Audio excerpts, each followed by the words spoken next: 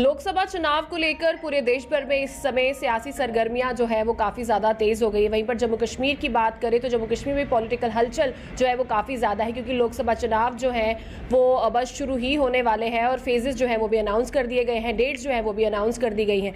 मेरे साथ बातचीत करने के लिए इस टाइम मौजूद है शिवसेना बाला साहब ठाकरे के यूटी प्रेसिडेंट मनीष साहनी जी। इनसे बात करते हैं।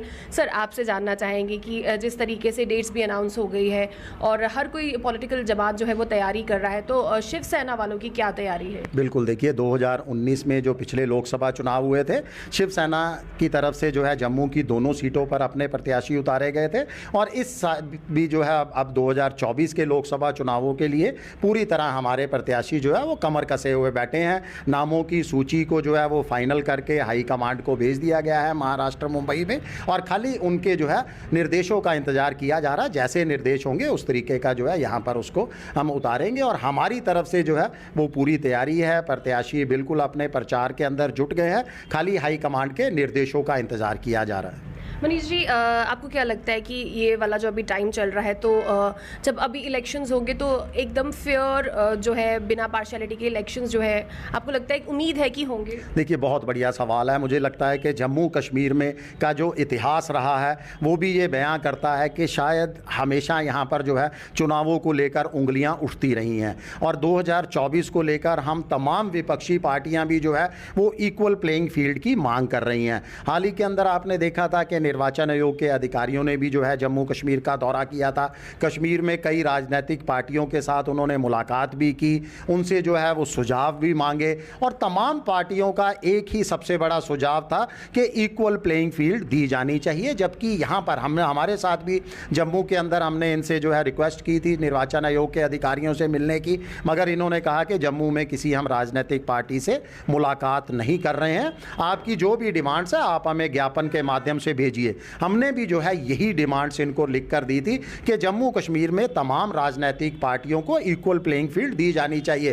देखिए, जम्मू कश्मीर में मुझे लगता है कि जम्मू कश्मीर के अंदर पिछले कुछ सालों से जितनी भी राजनीतिक पार्टियां सक्रिय रही हैं उसमें मात्र एक शिवसेना ही एक ऐसा राजनीतिक पार्टी है, दल है, जिसके किसी भी पदाधिकारी को जो है वो सुरक्षा नहीं दी गई।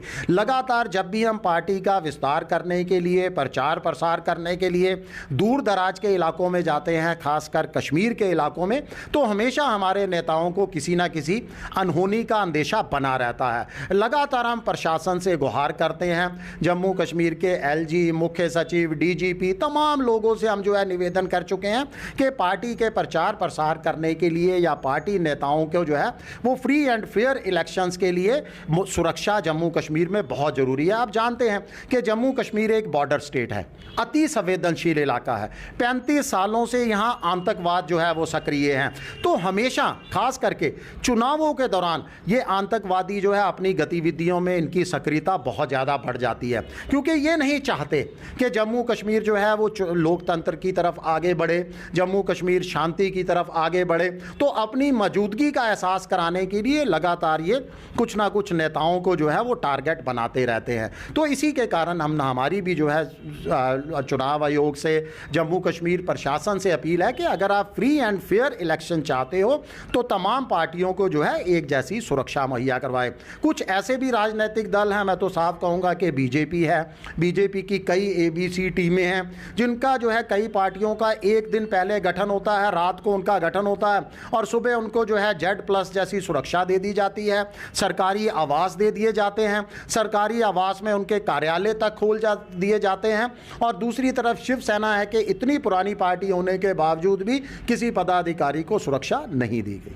मनीष जी, जम्मू कश्मीर में अब एक नया अलायंस जो है वो तैयार हो रहा है। DPAP की बात करें, अपनी पार्टी की बात करें, PC की बात करें, तो एक नया गठबंधन जो है बनने जा रहा है, क्या कहेंगे इसके बारे में? देखिए, कोई भी गठबंधन बना ले, मुझे लगता है कि जनता का रुख इस समय साफ है। जनता चाहती है आप उन लोगों को जो है सबक सिखाना जिन्होंने उनके साथ छल किया है, और वो छल करने में मुझे लगता है कि अगर सबसे आगे कोई पार्टी है तो वो वही पार्टी है बीजेपी, जिसके ऊपर 2014 में जम्मू कश्मीर की जनता ने, खास करके जम्मू संभाग की जनता ने पूरा विश्वास जताया था और एक ऐतिहासिक जीत दिलाई थी, मगर उसके बावजूद भी जम्मू के लिए कुछ नहीं किया गया। उसके बाद आते हैं 5 अगस्त 2019 को जम्मू कश्मीर से धारा 370 का निरस्तीकरण किया जाता है, जम्मू कश्मीर का पुनर्गठन कर दिया जाता है और एक वादा किया जाता है जम्मू कश्मीर की आवाम के साथ कि बहुत जल्द आपका जो हमारे से छीना गया राज्य का दर्जा लौटा दिया जाएगा, बहुत जल्द जो है विधानसभा के चुनाव करवा दिए जाएंगे।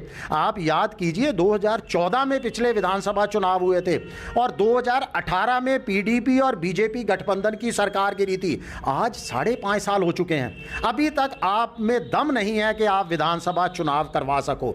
ये वही जम्मू कश्मीर है जिसके नाम पर पूरे देश में बीजेपी जो है वोट बटोरने का काम करती है, राजनीति करती है, मगर यहाँ के लोगों को लोकतांत्रिक प्रक्रिया से दूर रखा जा रहा है। अरे हम तो गर्व से कहते हैं कि भारत देश जो है संसार का, विश्व का सबसे बड़ा लोकतांत्रिक देश है, मगर उसी लोकतांत्रिक देश का हिस्सा जिसको आप अभिन्न अंग बोलते हो, अपना जो है मुकुट बोलते हो, पूरे देश का स्वर्ग बोलते हो धरती पर, वहाँ पर आप लोकसभा चुनाव, अपना विधानसभा चुनाव नहीं कर पा रहे।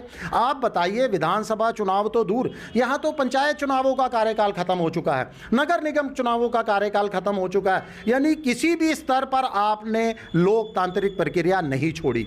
जब आप लोकसभा चुनाव करवा सकते हो तो विधानसभा चुनावों में क्या दिक्कत है? लोकसभा भी तो पूरे जम्मू कश्मीर में हो रहा है। और इससे भी बड़ी बात मैं तो बिल्कुल पॉइंट उठाऊंगा कि 7 चरणों में जो लोकसभा चुनाव करवाए जा रहे हैं। देखिए, मैं आपको याद करवाता हूं, देश के अंदर सबसे पहला लोकसभा चुनाव 1951-52 में हुआ था। 4 महीने लगे थे, सबसे बड़ा अब तक के इतिहास में। अगर सबसे लंबा किसी को लोकसभा का चुनाव था तो वो पहला लोकसभा चुनाव था 1951 में। उसके बाद 2024 का सबसे लंबा लोकसभा चुनाव हो रहे हैं, यानी लगभग 2-2.25 महीने आप चुनावों में ले रहे हो। जम्मू कश्मीर की 5 सीटें और 5 चरणों में चुनाव, और आप तो 1 नेशन 1 इलेक्शन की बात करते हो। तो आप में अगर इतने लंबे चुनाव करवाओगे तो आप कैसे ये दावा कर सकते हो कि देश के अंदर एक ही समय में विधानसभा चुनाव भी हो जाएंगे और लोकसभा चुनाव भी हो जाएंगे? आपको तो लोकसभा चुनाव करवाने के लिए 2-2 महीने का वक्त लग रहा है। और जम्मू कश्मीर जो छोटा सा प्रांत है जिसके अंदर मात्र जो है 5 सीटें हैं, 5 चरणों में चुनाव। तो ये कहीं ना कहीं चुभता है, लोगों को पता लगता है कि किस तरीके से उनके साथ जो है वो छल किया जा रहा है। ये तमाम चीज़ें जो है जनता बिल्कुल बहुत बेसब्री से इंतज़ार कर रही है अपने मतदान का प्रयोग करने का। और वो जनता जो है अपने साथ, मैं किसी पार्टी का नाम नहीं लूँगा, जनता भली भांति जानती है, जनता उन लोगों को जरूर सबक सिखाएगी जो छल कर रहे हैं उनके साथ। बीजेपी इस बार जो है 400 पार का नारा दे रही है, क्या कहेंगे? हमारा नारा जो है, हमारे जो माननीय पक्ष प्रमुख माननीय उद्धव बाला साहब ठाकरे ने दिया है, वो दिया है कि बीजेपी इस बार तड़ी पार, और यही होने जा रहा है। देश की जनता यही करने जा रही है। आप बताइए, मुझे एक बात बताइए, कौन सा वर्ग इस समय जो है इस बीजेपी के 10 साल के शासनकाल से खुश है? क्या युवा खुश है? नहीं खुश है। महिलाएं खुश है? नहीं खुश है। आपने महिलाओं के लिए जो है वो बिल तो बना दिया आरक्षण का, यानी उनकी थाली के अंदर उनके पसंद के पकवान तो परोस दिए, मगर उनको खाने का अधिकार नहीं है। क्या ऐसे दिया जाता है?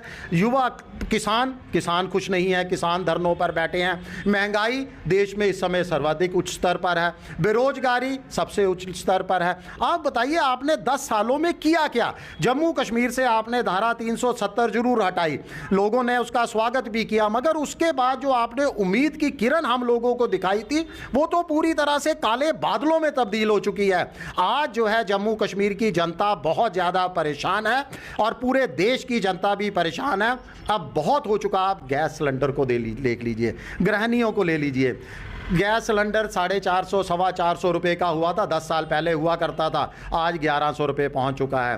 खाद्य तेल ले लीजिए, कोई भी आप, मैं कहता हूँ किसी भी वर्ग का कुछ भी आप लेकर देख लीजिए कि कहाँ देश को कहाँ पहुँचा दिया, आज देश का कर्ज कहाँ पहुँच चुका है। आप तो खाली कहीं ना कहीं हर समय जो है जब मुद्दे हावी होने लगते हैं ना, तो बीजेपी के नेता क्या करते हैं, किसी ना किसी नए मुद्दे को जो है ले आते हैं ताकि जनता का ध्यान जो है वो असल मुद्दों से भटकाया जा सके। मगर अब बहुत हो चुका।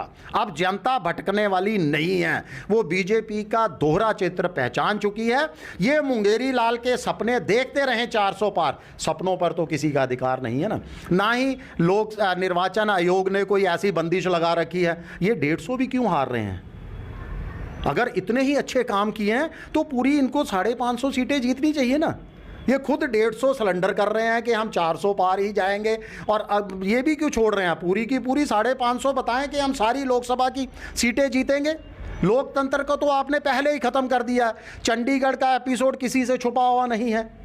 क्या इन्होंने किस तरह जो है अपना देश की सर्वोच्च न्यायालय ने जो है इनको फटकार लगाई, और किस तरह से कैमरे के सामने आया, किस तरह से लोकतंत्र की धज्जियां उड़ाई जा रही हैं, ये तमाम लोगों ने देखा है। और जो मुझे लगता है लोकतांत्रिक देश से प्यार करते हैं, अपने देश से प्यार करते हैं, वो ज़रूर इन चीज़ों का कड़ा संज्ञान लेंगे और सबक सिखाएंगे। चलिए, बहुत बहुत धन्यवाद हमसे बातचीत करने के लिए। ये थे हमारे साथ शिवसेना बाला साहब ठाकरे JK UT के प्रेसिडेंट मनीष साहनी जी, जिनसे हमने बातचीत की लोकसभा चुनाव 2024 को लेकर। आपकी क्या राय है कमेंट सेक्शन में कमेंट करके जरूर बताएंगे।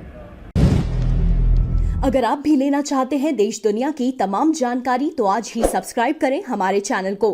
साथ ही नीचे दिए बेल आइकन को जरूर दबाएं ताकि हर अपडेट आप तक पहुंच सके।